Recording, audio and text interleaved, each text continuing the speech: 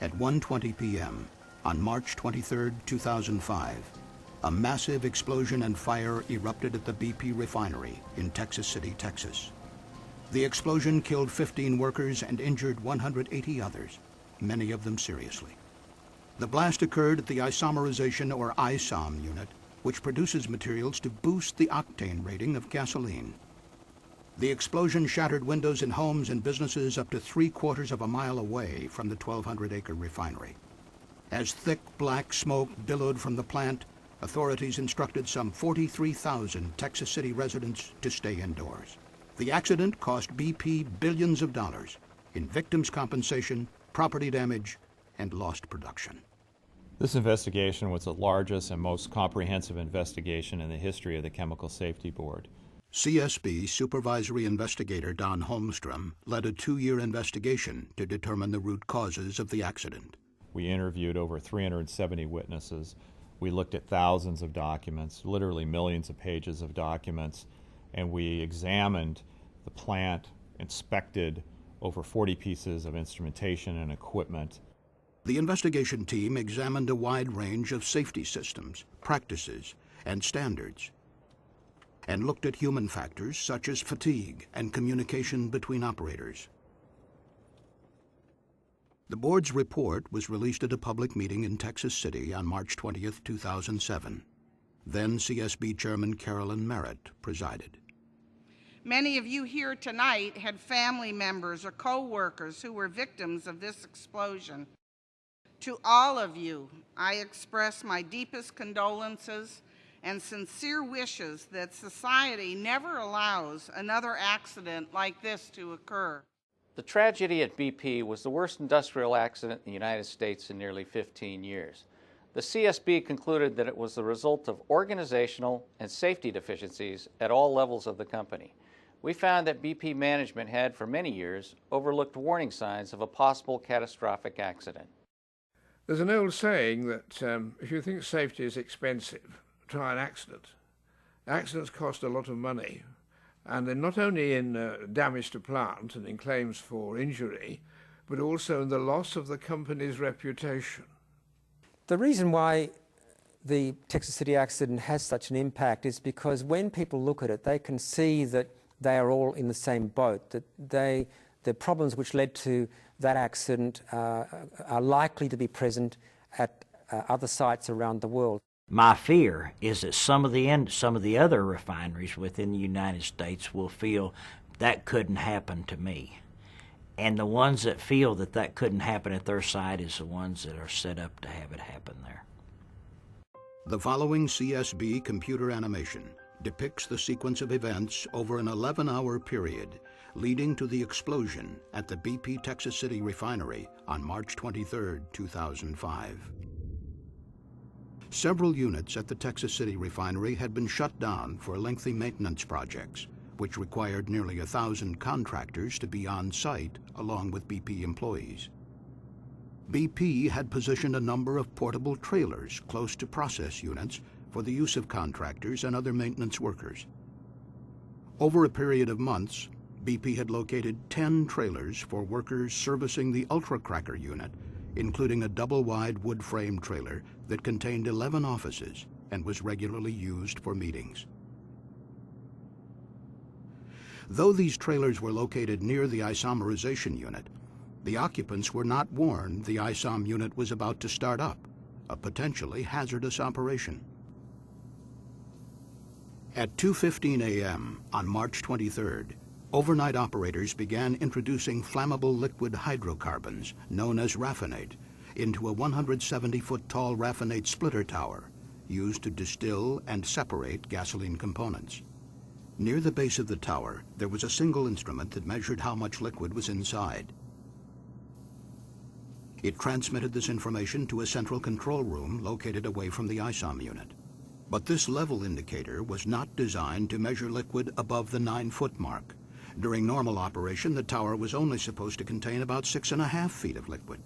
But during startups, operators routinely deviated from written procedures and filled the tower above the 9-foot mark, concerned that if the liquid level fluctuated too low, it would cause costly damage to the furnace. At 3:09 a.m., As the liquid neared the 8-foot mark, a high-level alarm activated and sounded in the control room. But a second high-level alarm, slightly further up the tower, failed to go off. By 3:30 a.m., the level indicator showed that liquid had filled the bottom 9 feet of the tower, and the feed was stopped. The CSB later estimated that the liquid was in fact at a height of 13 feet, but operators could not know the actual level because the indicator only measured up to 9 feet. The lead operator had been overseeing the startup from a satellite control room within the ISOM unit. At 5 a.m., he briefly updated the night board operator in the central control room about the startup activities. The lead operator then left the refinery early, an hour before the end of the shift. A new board operator arrived in the control room around 6 a.m. to start his 30th day in a row working a 12-hour shift. He spoke briefly with the departing night shift operator and then read the logbook to prepare for the startup.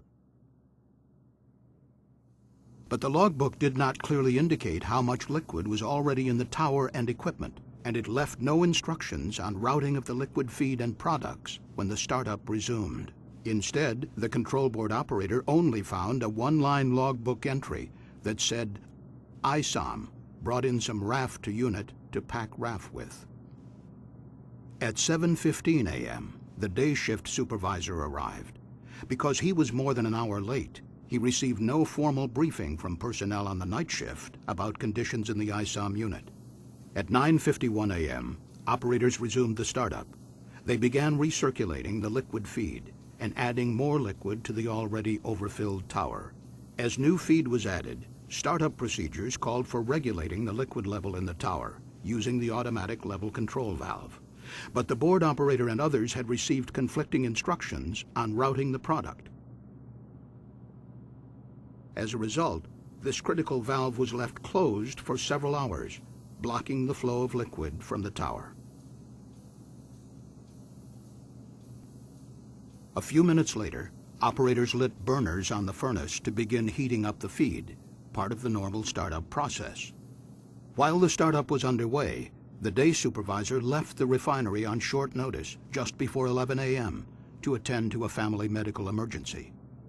Contrary to BP's own procedures, no experienced supervisor was assigned to replace him.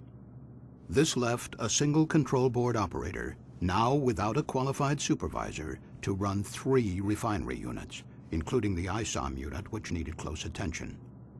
The refinery had eliminated a second board operator position following corporate budget cuts in 1999 after BP acquired Amoco.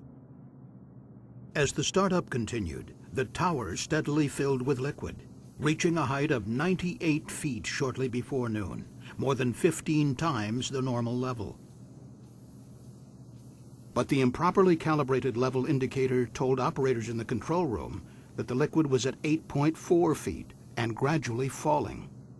Furthermore, the control panel was not configured to clearly warn operators of the growing danger. It did not display flows into and out of the tower on the same screen, nor did it calculate the total liquid in the tower. Meanwhile, the maintenance contractors, who were not involved in the operation of the ISOM unit, left their work trailers to attend a company lunch, celebrating a month without a lost time injury. At 12:41 p.m., an alarm activated as the rising liquid compressed the gases remaining in the top of the tower.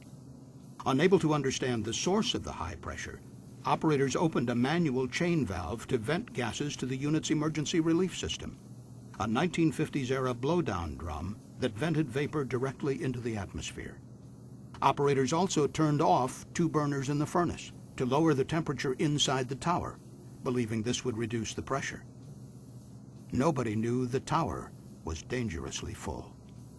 The operators did become concerned about the lack of flow out of the tower and began opening the valve to send liquid from the bottom of the tower to storage tanks. But this liquid was very hot. As it flowed through the heat exchanger, it suddenly raised the temperature of the liquid entering high up the tower by 141 degrees Fahrenheit. It was now about 1 p.m. Contract workers, unaware of the startup and the looming danger, returned from lunch and began a meeting in the double-wide trailer in the corner room closest to the blowdown drum. Over the next few minutes, the hot feed entering the tower caused the liquid inside to start to boil and swell.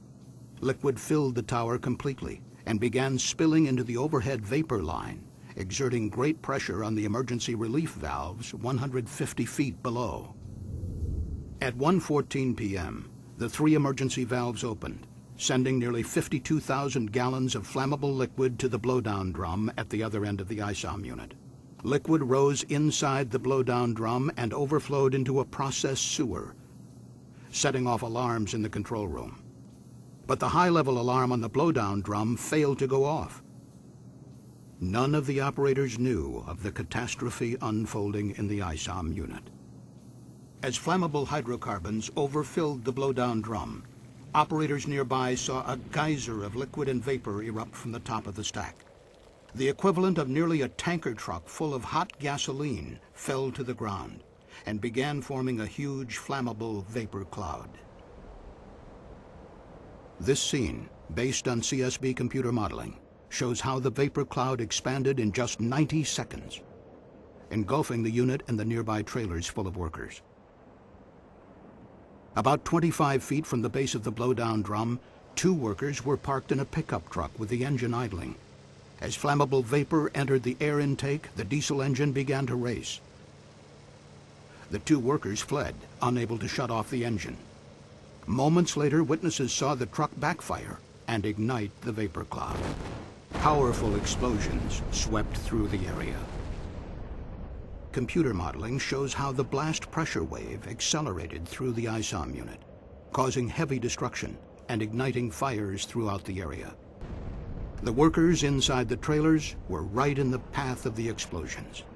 The fires continued to burn for hours. 12 of the 20 occupants of the double-wide trailer were killed, along with 3 workers in a trailer nearby. Dozens of others suffered serious burns, fractures, and other traumatic injuries. The wood and metal frame trailers were blown apart by the blasts. Firefighters struggled to rescue the injured and recover the victims. 50 large chemical storage tanks were damaged, and the ISOM unit remained shut down for more than 2 years.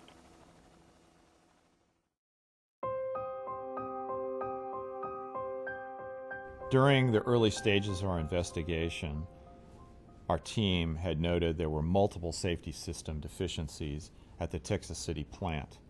We also found there was a history of fatalities at the plant. Prior to the March 2005 accident, 23 people died in accidents over a 30-year period at the Texas City Refinery, beginning when it was owned by Amoco and continuing after BP acquired the refinery in 1999. The CSB wanted to know what the connection was between this history of fatal incidents and the organizational and cultural factors. BP Corporation's lack of focus on preventing major accidents allowed budget cuts to be made without assessing the impact on process safety. The CSB found that cost-cutting, production pressures, and failure to invest significantly impacted the process safety performance at the Texas City Refinery and left the refinery vulnerable to catastrophe. After the merger with Amoco, BP ordered a 25% reduction in fixed costs at all its refineries. This impacted important process safety systems such as staffing, training, and mechanical integrity. The effects of the budget cuts became apparent in a number of internal BP documents made public following the accident. In one, the refinery manager was quoted as having observed in 2002 that the infrastructure at Texas City was in complete decline. He ordered a study of the refinery's safety and mechanical integrity, a study which was shown to BP executives in London. That study warned of serious concerns about the potential for a major site incident following more than 80 hydrocarbon releases in the previous 2 years. The study also concluded that its own findings were urgent and far-reaching. A follow-up BP study in 2002 found the refinery's integrity and reliability issues were clearly linked to the reduction in maintenance spend over the last decade. In 2003, a maintenance assessment stated that cost-cutting measures have intervened with the group's work to get things right. Usually, reliability improvements are cut. And later that year, a company audit found the current condition of the infrastructure and assets is poor at Texas City, and that maintenance spending was limited by a checkbook mentality. Only the money on hand would be spent, rather than increasing the budget. In March 2004, BP auditors in London concluded that 35 business units around the world, including the Texas City refinery, suffered from a host of common safety problems, including widespread tolerance of non-compliance with basic HSE or health, safety, and environmental rules, poor implementation of safety management systems, and lack of leadership competence and understanding. There were a number of reports that were coming up to as high as the board level that indicated serious problems throughout the BP system. During 2004, the Texas City refinery had 3 major accidents. In addition to this process unit fire that caused $30 million in damage, 2 other accidents in 2004 resulted in 3 fatalities. Yet this same year, the refinery had its lowest ever recordable injury rate, a statistic that does not include fatalities. The CSB found that maintenance spending increased between 2003 and 2004. But most of the increases were for responding to serious accidents and complying with environmental requirements, not for preventive maintenance. Late in 2004, the Texas City refinery manager made a presentation to supervisors titled Safety Reality, reviewing fatalities at the plant over the past 30 years. One of the slides was entitled, "Texas City is not a safe place to work." BP did its own safety culture survey that was done just prior to the accident.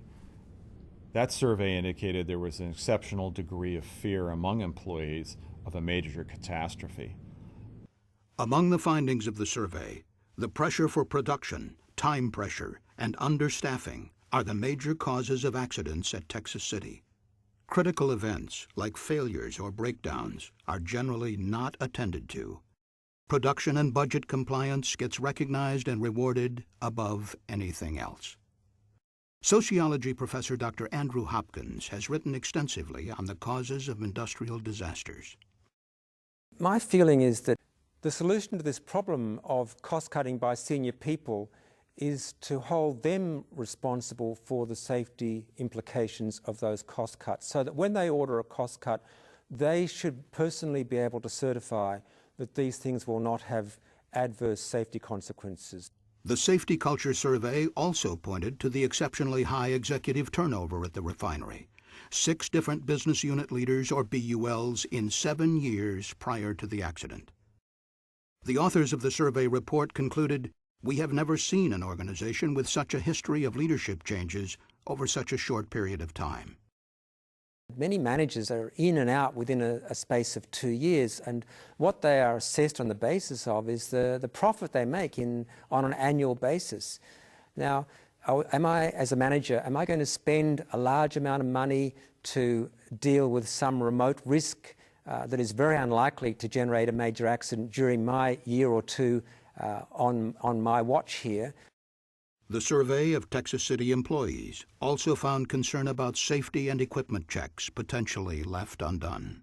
There was a check-the-box mentality, which indicated that personnel would go through the motions with various policies and procedures, but the work would not be conducted. For example, the tower high-level alarm had been reported as not functioning several times in the 2 years prior to the accident.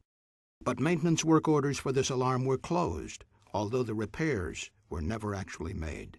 Work orders could be closed out as completed, even though the work hadn't been performed. This is important because we found that on the day of the incident during the ISOM startup, there were a number of instruments and equipment that were not functioning properly. On February 20th, 2005, a company safety manager wrote, "I truly believe we are on the verge of something bigger happening." Then, 3 weeks later, a BP business plan recognized a number of key safety risks, including that TCS, or Texas City site, kills someone in the next 12 to 18 months. 8 days later, those fears were realized. Here were these warnings. These audits were sounding very clear warnings. So why weren't they attended to? I think my feeling is that Texas City was virtually paralyzed by the cost-cutting which had occurred at that site, and they were simply unable to respond to those warnings. There needs to be somebody on the board of directors who can interpret those reports and be in position to drive change effectively. The CSB's final report recommended that BP appoint an additional non-executive member of the board of directors with specific expertise in refinery operations and process safety. So the problem at Texas City was that they were essentially blind to this issue of process safety. They were focusing on personal safety. The CSB concluded that over a period of years, BP managers focused on lowering rates for personal injuries, such as slips, trips, and falls, while often disregarding key process safety indicators. We as members of the travelling public intuitively understand that the numbers of baggage handling injuries really tells us nothing about the likelihood of a major accident, an aircraft crash, and no airline in its right mind is going to try and convince the travelling public of how safe it is by telling you about its workforce injury statistics. Dr. Trevor Kletz is an internationally recognized chemical process safety expert. Process safety deals with the fires and explosions and toxic releases and things like that. And you can have a very good accident rate for what we call hard hat accidents, but not for process ones. There are a whole series of incidents occurring at BP in the years prior to the accident: gas releases, other kinds of releases, fires, all of which were telling you that process safety was not well managed. You need to measure process safety performance with the appropriate indicators, both leading and lagging indicators. Lagging indicators measure events that have already occurred, such as fires, explosions, and equipment failures. Leading indicators are designed to predict the likelihood of an accident before it occurs. For example, the percentage of equipment inspections that are overdue. The opening of a safety release pressure relief valve is itself an indicator that things are not as they should be. So we should count those and try and reduce the number of occurrences of those sorts of events. But the investigation found that BP did not effectively use leading and lagging indicators to measure and drive process safety performance. For example, BP's pay plan rewarded managers primarily for controlling costs. The only safety metric used to calculate bonuses was the personal injury rate. Process safety was not considered.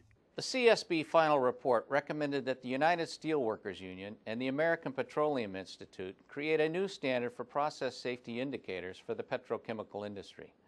The board also called on BP to use leading and lagging indicators to strengthen refinery safety performance.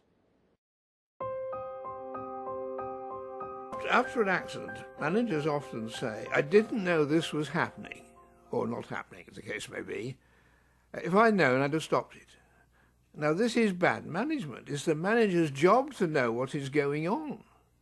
And he can do that by going round and by keeping his eyes open and reading the accident reports in detail. The CSB investigation noted that BP ignored numerous warnings of the potential for a catastrophic accident, a result of not having an effective reporting and learning culture. Glenn Irwin is a safety official with the United Steelworkers and was a member of the independent panel that examined BP's safety culture. I believe it's very important that we do have an open and a trusting environment to where people can raise concerns and they can tell management if they see a condition or something that is out of the ordinary. BP's own internal audits, however, indicated a trusting environment was lacking. In 2005, the Texas City maintenance manager said in an email that the refinery has a ways to go to becoming a learning culture and away from a punitive culture. it was a long-standing problem. In 2000, the BP refinery in Grangemouth, Scotland, had 3 serious incidents, including a large process unit fire. An investigation by the British Health and Safety Executive highlighted problems at the refinery that would show up again 5 years later in Texas City. There was need for corporate and board oversight over process safety management. There was a need to develop leading and lagging indicators for process safety, and there needed to be an emphasis on process safety in order to prevent major accidents. But the CSB found little awareness in Texas City of the lessons BP executives promised would be learned worldwide after Grangemouth. As British regulators concluded, BP's decentralized management structure impaired learning from previous incidents. The reason why BP failed to learn these lessons from other events, the reason why they seem to have this, what I would call learning disability, lies in the way in which the organisation was designed. It lies in the bonus systems of payment. It lies in the decentralised structure of the organisation. It lies in the organisational location of process safety experts. The CSB found that following the 1999 merger with Amoco, BP dismantled Amoco's existing centralized safety structure. The reorganization left a diminished process safety function that no longer reported to senior refinery leadership. So I think one of the lessons coming out of that is that if an organisation judges something important, it will locate people towards the top of the apex in that organisation, people with responsibility for that. And the fact that the process safety manager was further down the line is yet another indication of the lack of focus on process safety. A positive safety culture would ensure that incidents are being reported, that they're being followed up on, that there's enough resources to ensure adequate safety. Over the years at Texas City, many critical incidents were not reported, nor were the lessons acted upon to prevent future catastrophic events. And it's also in human nature, there's a tendency to say, oh gosh, that was a near one, I'm glad that leak didn't catch fire, let's forget about it and get on with the job. For example, BP wasn't investigating abnormal conditions that were occurring repeatedly during startups of the ISOM unit. The CSB examined 19 previous startups in the 5 years prior to the ISOM incident and found in the vast majority of these startups, the operators ran a high level above the range of the level transmitter. The problem with running the level above the reading is that you don't know how high the level really is. This can lead to grossly overfilling the tower. But even though high levels and pressures could have led to a catastrophic accident, the previous startups were never investigated as near misses, and procedural deviations became accepted as normal. The CSB investigation also found 8 serious releases of flammable vapor from the ISOM blowdown drum, 2 of which caught fire between 1994 and 2004. Only 3 of the incidents were ever investigated. Well, it's widely recognized now that you should investigate near misses, or really near accidents, what they call near misses, as thoroughly as you investigate accidents. So it's only a matter of luck whether a leak of flammable liquid or gas catches fire or not.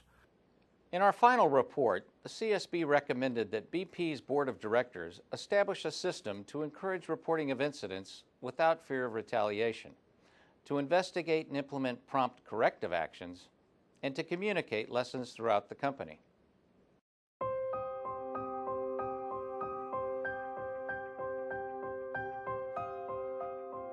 The first choice after an accident is to say, how can we improve the design so this can't happen? How can we remove the opportunity for errors? Even as releases occurred over many years in the ISOM unit, BP continued using equipment based on outdated designs. The raffinate splitter tower lacked modern design safeguards, such as redundant level indicators and alarms, a differential pressure indicator, and automatic interlocks to prevent overfilling. In a well-designed plant, a simple error like closing the own valve shouldn't result in an accident. The design of the emergency pressure relief system was also outdated. Relief valves vented hydrocarbons directly to the atmosphere through an antiquated blowdown drum, which was first installed in the 1950s. The CSB report said the hydrocarbons should have been routed to an inherently safer disposal system, such as a flare, to contain the hydrocarbon liquid and burn off flammable vapor. In fact, the investigation found that Amoco's own safety standards, later adopted by BP, stated that new blowdown stacks which discharge directly to the atmosphere are not permitted.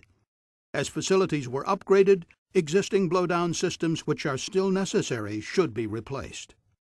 Several occasions prior to the incident, BP had seriously considered connecting a flare to the ISOM unit.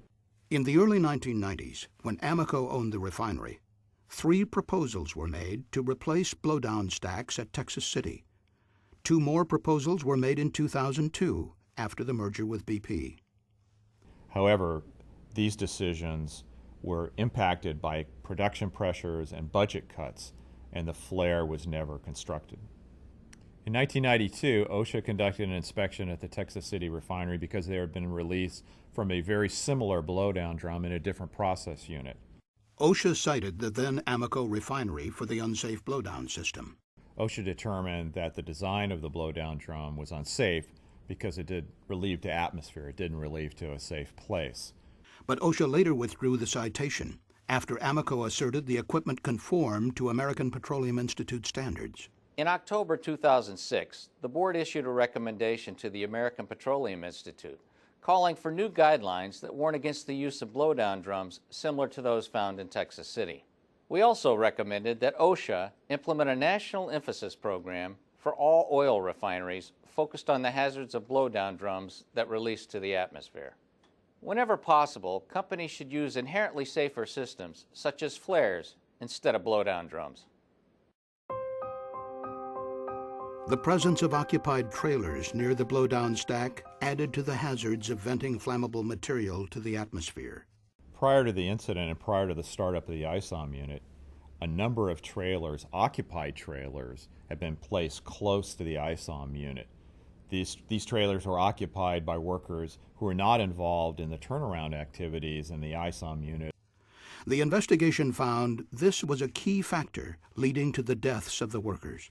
They were right on top of the process in trailers as close as 120 feet from the blowdown drum, which is right at the edge of the isomerization process. CSB investigator Mark Kasniak. It is not safe to have trailers that close to a blowdown drum or at the edge of an active process in a petroleum refinery. During an explosion in a refinery, you're actually safer in the open atmosphere than if you were working inside of a trailer. This is because the explosion overpressure will destroy the weak trailer construction, resulting in the formation of missiles and walls collapsing, which is potentially fatal to the occupants. The CSB determined that industry siting guidelines did not adequately protect trailer occupants from the fire and blast damage that can occur hundreds of feet from an explosion like the one at BP. We found that these guidelines were not safe enough prior to this accident and resulted in placing people in harm's way. In addition, BP did not follow its own management of change procedures before placing most of the trailers in a dangerous location. They did not assess the blast hazards posed to the trailer, and action items that were created during the review were never followed up and corrected. Ultimately, the decision on where to place the trailers was largely based on convenience, not safety. And contrary to BP startup procedures, on the morning of March 23rd, managers did not remove personnel from the nearby trailers or even alert them that the potentially hazardous startup was taking place. The explosion totally destroyed 13 trailers and damaged 27 others, some as far away as 1,000 feet.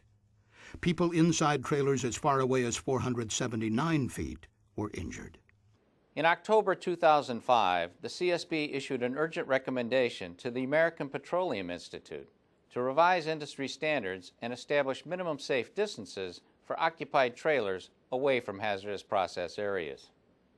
On June 21, 2007, the American Petroleum Institute issued new industry guidelines to minimize the presence of people and occupied trailers in hazardous process areas. For a long time, people were saying that most accidents were due to human error. And this is true in a sense. but it's not very helpful. It's a bit like saying that falls are due to gravity. There were a number of human errors that contributed to the overfilling of the tower and the disaster that followed at Texas City. No one shows up to work planning to make mistakes. So we looked at the conditions in the workplace that would make error more likely. You really need to look at why the operators did what they did. CSB Human Factors Specialist Cheryl McKenzie. There were a number of human factors issues involved with this incident, including fatigue of the workers, training that was insufficient, and procedural deviations that occurred during the startup. The CSB investigation found that underlying conditions in the ISOM unit encouraged operators to consciously deviate from written operating procedures. Why did they make that judgment? I think they did because these procedures were, some of them were out of date, some of them were inapplicable. They were routinely not following these procedures, and nobody had said otherwise. Nobody had said, hang on, you must be following these procedures. The investigation found that operators were concerned that if they let the liquid level in the tower get too low during startups, it would damage the furnace. So they had adopted an informal procedure of adding extra liquid to the tower during startup. To do this, they placed the level control valve in manual, not the automatic mode required by procedures, and left the valve closed to raise the liquid above the recommended 6.5-foot level. So routine had this practice become, the CSB found that the tower's high-level alarm had activated 65 times during the previous 19 startups. The outdated operating procedures for the unit did not establish any safe upper limit for the liquid level in the tower. Unknown to operators, regularly overfilling the tower had serious risks. The tower's liquid level transmitter had a limited range, and should the liquid rise above the maximum reading of 9 feet, operators could not know if the tower was dangerously overfilling. This informal practice of running the level in the raffinate splitter tower above the range of the transmitter led to running blind. They weren't aware of the dangers of overfilling the column, and so they tended to err on the side of what they saw as caution by overfilling the column. So their systematic deviation from what they should have been doing was actually well-intentioned. It was with the interests of the company at heart that they were violating the startup procedures. But on the day of the accident, the routine deviation, overfilling the tower above the range of the indicator, coincided with a number of instrument failures, which impaired the board operator's decision-making. This had tragic results, as the board operator lost awareness of just how high the level was. The tower level indicator had been calibrated for years based on 1975 data for a different liquid used in a different process. As a result of the miscalibration, the indicator showed the level in the tower was declining just prior to the explosion, when it was actually increasing. And a backup high-level alarm on the tower failed to activate, seeming to confirm that the liquid level was dropping. A sight glass on the tower was dirty and unreadable and could not be used to visually check the liquid level. The investigation concluded that the board operator truly had no functional and accurate measure of the tower level on March 23, 2005.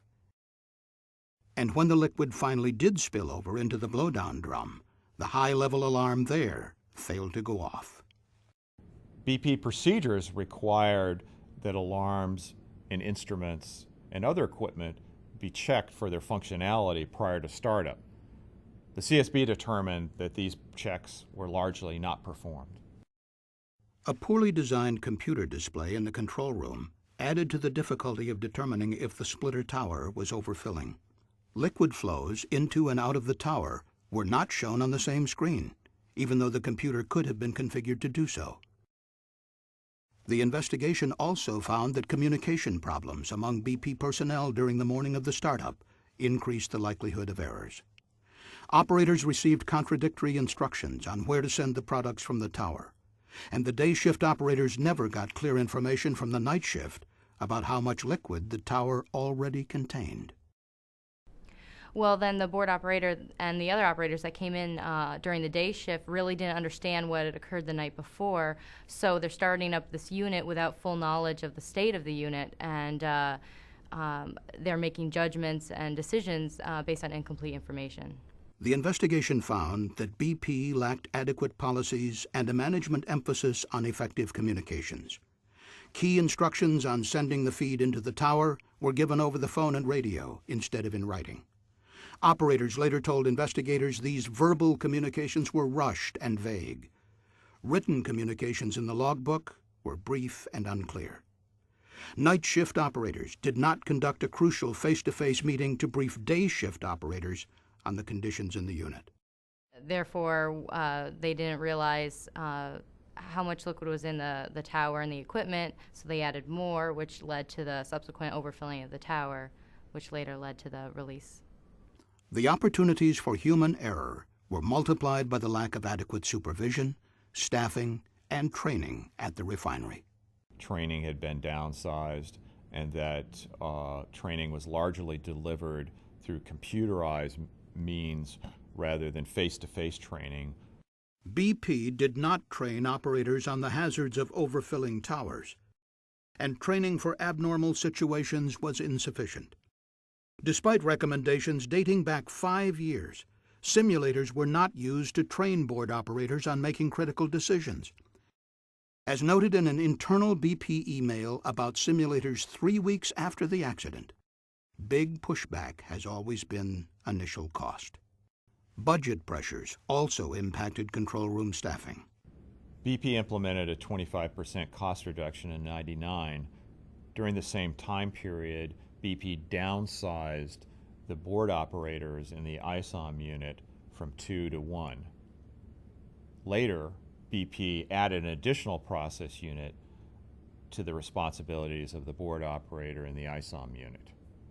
The result was that you had 3 complex refinery units under the supervision of one board operator. According to BP's own assessment, even under normal conditions, monitoring and controlling these 3 units would require 10.5 hours of the board operator's 12-hour shift. But the startup of the ISOM unit would demand significantly more time and attention from the operator, whose workload was already nearly full. And when the startup began to encounter problems late that morning, supervisory oversight of the board operator was absent. BP's own policies required that a supervisor or technically trained person be present during startup because it's an especially hazardous period. The supervisor who showed up on March 23rd left due to a family emergency, and there was no replacement. Finally, investigators looked at the role operator fatigue played as a human factor contributing to the accident. Fatigue can affect performance in many ways. It can cloud decision-making, it can delay responses to actions on a control board, and it can lead an operator to miss out on what's going on overall in a unit. Fatigue can impair judgment. It can lead an operator to fixate on one operational parameter, such as the declining level, and lose track of other factors such as liquid being added to the tower for 3 hours and no liquid being removed. ISOM unit operators had been working 12-hour shifts for at least 29 days prior to the accident. In particular, the board operator was likely suffering from fatigue, including acute sleep loss and a cumulative sleep debt of more than 43 hours. We determined that BP had no fatigue prevention policy, and in fact there was no fatigue prevention policy in the industry as a whole. Companies and employees may believe they benefit from overtime schedules, particularly during maintenance turnarounds, but operator fatigue can have deadly consequences. Our final report recommended that the United Steelworkers and the American Petroleum Institute develop new guidance on preventing fatigue in the petrochemical industry, including limits on hours and days at work. OSHA's 1992 standard on process safety management, or PSM, requires thousands of oil and chemical facilities to implement 14 management elements to prevent catastrophic releases. The Environmental Protection Agency has similar requirements under its risk management program. The CSB investigation revealed many long-standing deficiencies in the BP refinery's compliance with federal process safety regulations. Preventive maintenance and testing procedures were inadequate for key alarms, instruments, and equipment. Required safety studies of pressure relief systems were years overdue. Operating procedures were out of date. And there were other flaws. Management of change reviews were not conducted for critical design, equipment, and procedural changes. Hazard analyses were poor, overlooking serious fire and explosion risks. Audits revealed many process safety problems, but they were never resolved. OSHA's enforcement program for the PSM regulations requires planned, comprehensive inspections of facilities with accident histories or other indications of catastrophic risks. A 1992 OSHA directive stated the primary enforcement tool would be the Program Quality Verification Inspection, or PQV, a large, complex audit involving highly trained OSHA inspectors and taking weeks or months to complete. Despite the fact that the BP Texas City Refinery had a long history of fatality incidents, there was no program quality verification or intensive PSM inspection conducted at that refinery. OSHA did conduct smaller, unplanned inspections of the Texas City Refinery in response to accidents and complaints. But these inspections did not uncover major flaws in process safety management compliance. In fact, the CSB found that OSHA conducted only a handful of program quality verification, PQV inspections, at the thousands of regulated facilities across the country. There's no set interval when OSHA comes in and inspects a plant in the United States. We found that inspections in the U.S. are largely driven by personal injury statistics. The CSB also found that prior to March 2005, the EPA never audited the Texas City Refinery for compliance with risk management requirements. Other jurisdictions inspect process plants more frequently. In California's Contra Costa County, a local process safety ordinance requires thorough inspections of 48 major oil and chemical plants every 3 years by a team of specialized engineers. In the United Kingdom, 105 specialists from the Health and Safety Executive inspect high-hazard facilities every 5 years. In addition, all 9 refineries in the UK are inspected annually. If accepted process safety principles had been thoroughly implemented at the refinery, this accident likely would not have occurred. The CSB recommended that OSHA take steps to conduct more process safety inspections and strengthen enforcement of the PSM standard. OSHA should identify those facilities at greatest risk, see that comprehensive inspections are conducted at such facilities, and to establish the capacity to conduct those inspections, OSHA should create a group of highly trained PSM inspectors. On June 12, 2007, OSHA announced a new national emphasis program to inspect most U.S. oil refineries for process safety compliance. I participated in the panel because I lost a near and dear friend in this incident. A personal friend of mine was killed in this incident. And I thought it was very important that the management systems be looked at with a fresh set of eyes. Early in the investigation of the Texas City accident, the CSB observed what appeared to be a pattern of safety deficiencies. We therefore issued an urgent recommendation, the first ever by this agency, that BP convene an independent panel of experts to study the safety culture of its 5 North American refineries. In October 2005, BP established an 11-member panel that included leading industry, labor, and academic safety experts. It was headed by former Secretary of State James A. Baker III. The panel found that BP did not ensure, as a matter of best practices, that its management implemented a comprehensive and effective process safety management system. The report, issued in 2007, concluded there were instances of a lack of operating discipline, toleration of serious deviations from safe operating practices, and apparent complacency toward serious process safety risks at each of BP's North American refineries. The Baker panel also voiced concern that other companies share similar problems. Ladies and gentlemen, we are under no illusion that such deficiencies are in fact limited to BP. One of the things that I'd like to see personally, after having served on the Baker panel, is that we will never have another incident of this magnitude, the number of people that were killed, the number of lives that were changed.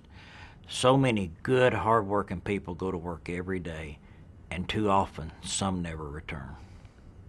I think the work that we did in the Baker panel, I believe that if our work is applied within our industry, we will not see another BP explosion. The Baker panel report concluded that the restructuring following BP's merger with Amoco had resulted in a significant loss of people, expertise, and experience in the refining sector. Only much later did BP recognize the negative impact of these changes. The CSB's final report said all hazardous operations should be required to review the safety impact of major organizational changes. The board recommended that OSHA amend its process safety management standard to require management of change reviews for mergers, acquisitions, personnel reductions, budget cuts, or other organizational changes that can impact process safety. We also recommended that the Center for Chemical Process Safety develop guidelines on how to perform organizational management of change reviews.